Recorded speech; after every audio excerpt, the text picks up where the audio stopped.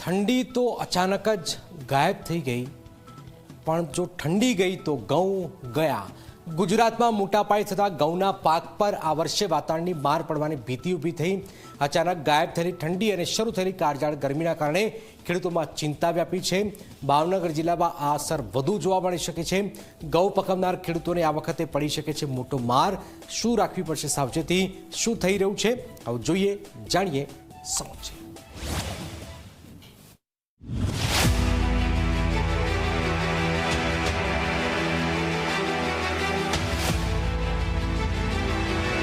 ગુજરાતના ખેડૂતો માટે આ વર્ષે શિયાળો બન્યો છે દુશ્મન। મોટા પાયે ઘઉંની ખેતી કરતા વિસ્તારોમાં અચાનક ઠંડી ગાયબ થઈ અને કાળઝાળ ગરમી શરૂ થઈ ગઈ છે, જેના કારણે ઘઉંના પાકને મોટું નુકસાન અને ખેડૂતોની આશાઓ પર પાણી ફરી વળ્યું છે। કે જો વરસાદ જેમ પાસ્તર પડ્યો એમ જો પાસ્તર ટાઢ એટલી બધી પડી હોત ને તો વાંધો ન આવે। ટાઢ નથી પડી એટલે ઘઉંનો ઉતારો બહુ ઓછો આવે, એટલે 50% જેવો ઉતારો આવે તો પણ સારું એવી પરિસ્થિતિ છે। અને એનો દાણો પણ ઝીણો રહે, એટલે માર્કેટમાં વેચવા જાઓ તો એનો ભાવે પણ ઓછો આવે। એટલે ઠંડી જો પડી હોય તો ખાલી બાદ કરતા 2-4 દિવસ બાદ કરતા ઠંડી પડી નથી, અને હવે તો ગરમી પડવા મળી। એક તો જાણે વરસાદના હિસાબે પાસ્તર વાવેતર તો થયું જ છે, એટલે ખેડૂતોને ધારે એટલું ઉત્પાદન મળશે નહીં। ઘઉં શિયાળાનો મુખ્ય રવિ પાક છે।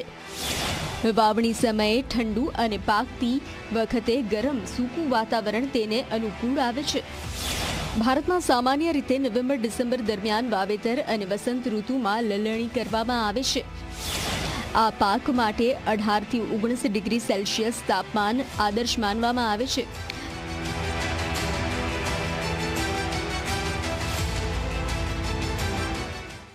ઠંડી નો હિસાબે દાણો ઝીણો થાય એટલે ઉતારો નથી આવવાનો, અને ડુંડી પણ નાની રહે।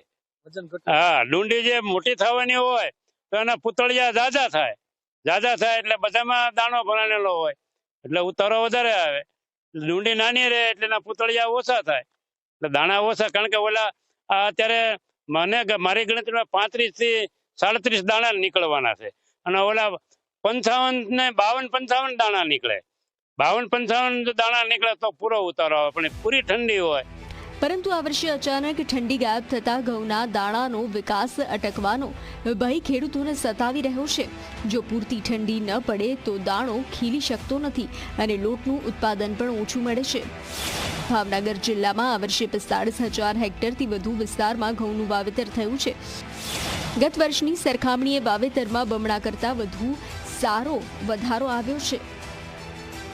સારું વાતાવરણ મળે તો 6 વીઘા દીઠ આશરે 8,000 કિલો સુધી ઉત્પાદન શક્ય બને છે, પરંતુ હાલ ડબલ ઋતુ જેવી પરિસ્થિતિ સર્જાતા ખેડૂતોની આશા પર પાણી ફરી વળવાની ભીતિ છે। અને આજે જે નીંગળી ગયા છે કે દાણા થયા છે એ કંઈક પૌષ્ટિક હશે અથવા તો પોષાયેલા હશે, પણ હવે થોડુંક મોડું થશે અને ગરમી એકદમ જો આવી જશે તો એની ઉત્પાદનમાં અને ક્વોલિટીમાં બેયમાં ફેર પડશે। સામાન્ય રીતે એકરે 100 મણનું ઉત્પાદન થતું હોય, પણ તડકો વધારે હોય, ગરમી વધારે હોય અને વહેલા જો ઘઉં વળી જાય તો 25-30% ઉત્પાદન ઘટવાની શક્યતા છે। ઠંડી વધે તો રોગ અને જીવાતનો પ્રકોપ ઘટે છે, પરંતુ હાલ તાપમાનમાં આવેલા ફેરફારના કારણે જીવાતના ઉપદ્રવની સંભાવના પણ વધી રહી છે।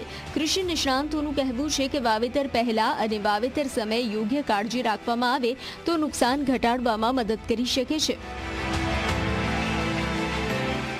આના માટે સૌથી મહત્વનું એ જ છે કે મોઇસ્ચરનો સ્ટ્રેસ એટલે કે ભેજની તાણ ન પડવા દેવી અને હળવું પિયત આપતા રહેવું, અને 2 પિયત વચ્ચેનો ઇન્ટરવલ છે એટલે 2 પિયત વચ્ચેનો જે સમયગાળો છે એ પણ પાકની પરિસ્થિતિ અને જમીનના ભેજના અનુસંધાને આપણે વધઘટ કરવી જોઈએ, અને જરૂર પડે ત્યારે ભેજ આપવો જોઈએ।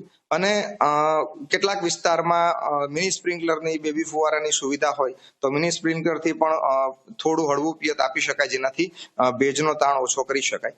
અને આ ઉપરાંત એક જે દાણાના વજન માટેની વાત છે તો અત્યારે ઘઉંના અંદર 13-00-45 જે ખાતર છે, વોટર સોલ્યુબલ જે ખાતર આવે છે પાણીમાં દ્રાવ્ય ખાતર, એ 1% લેખે, એટલે કે 1 લીટર પાણીમાં 10 ગ્રામ આ ખાતર નાખવાથી પણ આપણને સારું એવું પરિણામ મળી શકે છે. અને ઘઉંના અંદર 005234 ખાતરને પણ 1% લેખે, એટલે કે 1 લીટર પાણીમાં 10 ગ્રામ આપણે ઓગાળીને, એટલે કે 15 લીટરના પંપમાં 150 ગ્રામ 005234 ચણામાં અને 13-00-45 છે એ ઘઉંમાં નાખવાથી વજનમાં સારો એવો ફેરફાર આવી શકે અને ખેડૂતોને ફાયદો મળી શકે. ઉત્તર ગુજરાત અને સૌરાષ્ટ્ર માટે અગત્યનો ધાન્ય પાક ગણાતું ઘઉં આ વર્ષે વાતાવરણની અસ્થિરતા સામે સંઘર્ષ કરી રહ્યા છે. હવે ખેડૂતોની નજર આકાશ તરફ છે. શું ફરીથી ઠંડી વળશે તો ગરમી ઘઉંની ઉપજને અસર કરશે? નવનીત દલવાડી, ઝી મીડિયા, ભાવનગર.